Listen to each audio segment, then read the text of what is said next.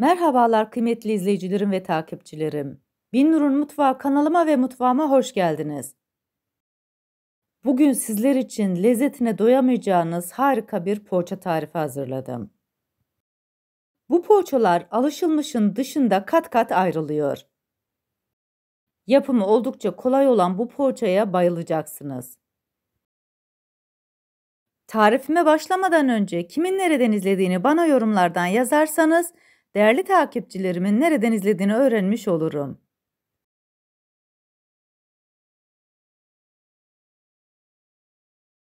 Sizleri daha fazla bekletmeden bu leziz poğaçaların tarifine geçiyorum. Herkese iyi seyirler.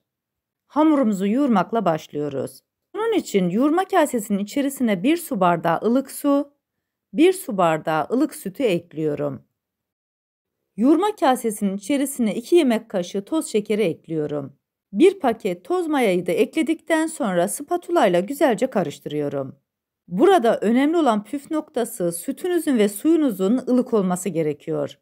Aksi halde mayanız aktifleşmez.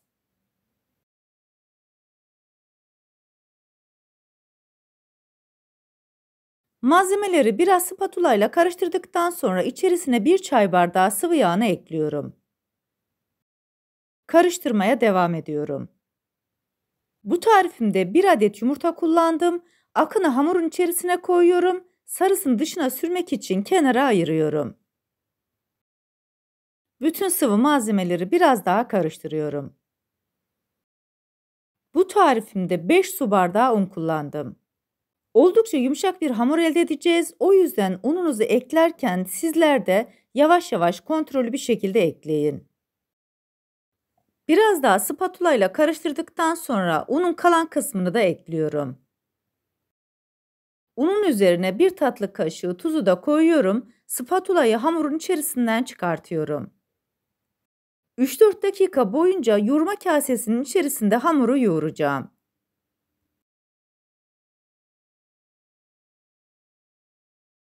Hamuru yoğurma kasesinin içerisinde yeterince yoğurdum. Tezgahın üzerine biraz un serpiştiriyorum. 3-4 dakika boyunca da tezgahın üzerinde yoğuracağım. Hamuru ne kadar çok yoğurur, ne kadar özlü hamur elde ederseniz yapmış olduğunuz malzemeler o kadar lezzetli ve güzel olur. Yoğurma aşamasında undan biraz takviye alabilirsiniz. Aksi halde tezgahınıza hamur yapışabilir. Oldukça güzel ve yumuşak bir hamur elde ettik. Şöyle bir toparlıyorum. Yoğurma kasesinin içerisine hamuru koyuyorum. Üzerini serafireşle kapatarak 1 saat boyunca oda sıcaklığında dinlendiriyorum. Bu aşamada hamurunuzun hava almamasına özen gösterin. Üzerine bezle kapattıktan sonra dinlendirmeye bırakıyorum. 1 saatin sonunda hamurumuz oldukça güzel bir şekilde mayalandı. Üzerini açıp hamur kesme tartıyla ilk önce hamurun havasını alacağım. Böylelikle poğaçaları yerken mayanın tadını hissetmeyeceğiz. Bu arada tarifimi buraya kadar izleyip beğendiyseniz ve hala kanalıma abone değilseniz, abone olarak beni desteklerseniz çok sevinirim. Hamuru tezgahın üzerine alıyorum. Bu arada tezgahın üzerine biraz da un serpiştirdim. Burada hem toparlıyorum hem de rulo haline getiriyorum.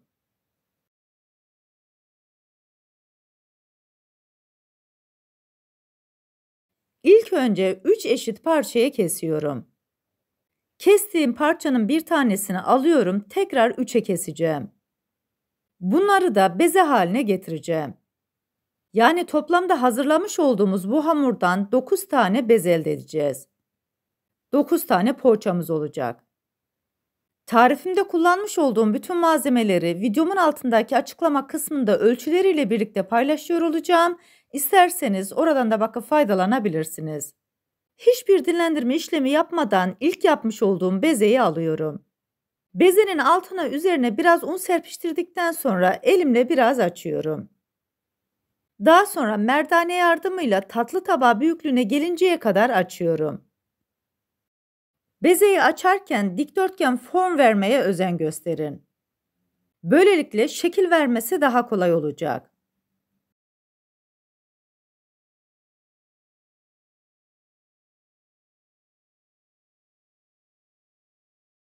Hamurumuzu yeteri büyüklükte açtık. Daha önceden 80 gram tereyağını eritmiştim. Açmış olduğum bezenin üzerine tereyağından sürüyorum. Fırça yardımıyla da her tarafına gelmesini sağlıyorum. Bu tereyağı sayesinde poğaçamız kat kat görünüm sağlayacak ve daha lezzetli olacak. Daha sonra açmış olduğum hamuru ikiye katlıyorum. Rulet yardımıyla bir parmak aralıklarla hamuru kesiyorum. Uç kısma kadar gelmiyoruz. Hamurun tamamını kesmeden bir parmak bırakarak bir parmak aralıklarla kesiyorum. Katladığım bölümü tekrar açıyorum. Uç kısımlarını ortada birleştiriyorum. Hamuru elimle biraz uzatıyorum. Uç kısmından başlayarak ortaya doğru kıvırıyorum. Daha sonra diğer tarafı da ortaya kadar kıvırıyorum. Üst üste koyarak elimle biraz bastırarak şeklini vermiş oluyoruz. Sizlere tekrar göstermek istiyorum.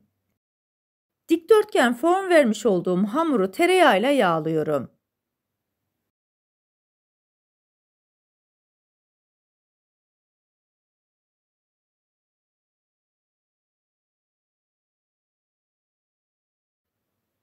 İki ucu birbirine denk gelecek şekilde katlıyorum.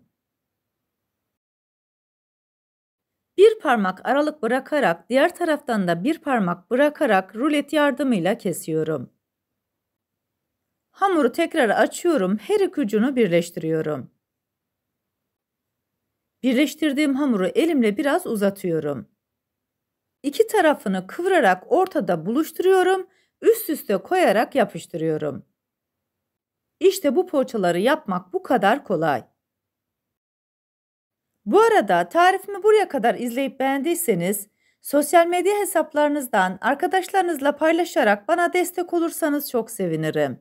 Ayrıca kanalımda birbirinden güzel diğer tariflerim var. Onlara da göz atmayı sakın unutmayın. Poğaçalarımızın hepsine şekil vererek tepsiye dizdik. Kalan tereyağın içerisine yumurta sarısını koyuyorum. Bu iki malzemeyi biraz karıştırıyorum.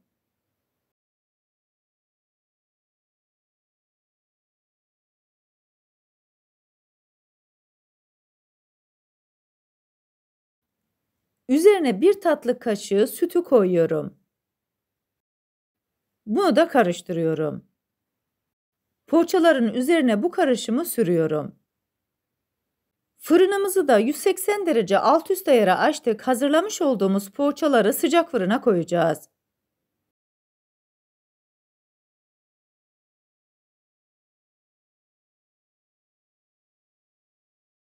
Daha güzel ve lezzetli gözükmesi için üzerine biraz da susam serpiştiriyorum. İsterseniz bu aşamada biraz da çörek otu serpiştirebilirsiniz. Poğaçalarımız fırına girmek için hazır. 35 dakika boyunca kontrollü bir şekilde poğaçaları pişirdim. Fırından çıkartır çıkartmaz ilk sıcağının çıkmasını bekliyorum. Daha sonra poğaçaları servis tahtasının üzerine alarak sizlere iç dokusunu göstermek istiyorum. Tarifimdeki tüm püf noktaları detaylı bir şekilde sizlere anlatmaya çalıştım. Ancak yine de aklınıza takılan bir kısım olursa bana yorumlardan yazabilirsiniz. Oradan da elimden geldiğince sizlere dönmeye çalışıyorum. Kat kat ayrılan lezzetine doyamayacağınız harika poğaçalarımız hazır. Üstelik görüntüsü de muhteşem. Bu leziz poğaçaları yapıp deneyecek olan herkese şimdiden afiyet olsun. İsterseniz poğaçalarınızı bu şekilde pişirdikten sonra difrizinizde saklayabilirsiniz. Misafiriniz geldiği zaman hemen çıkartıp mikrodalgada ısıtarak servis edebilirsiniz. Siz bu leziz poğaçaların son halini seyrederken ben de sizlere veda etmiş olayım. Bir tarifimizin daha sonuna geldik. Videomu izlediğiniz için teşekkür ederim. Bana destek olmak için tarifimi beğendiyseniz beğenmeyi, abone değilseniz abone olmayı, yeni tariflerimi izlemek için bildirim zilini açmayı, tariflerimi sevdiklerinizle paylaşmayı unutmayın. Her şeyin gönlünüzce olması dileğiyle, hoşça kalın, afiyetle kalın, Allah'a emanet olun.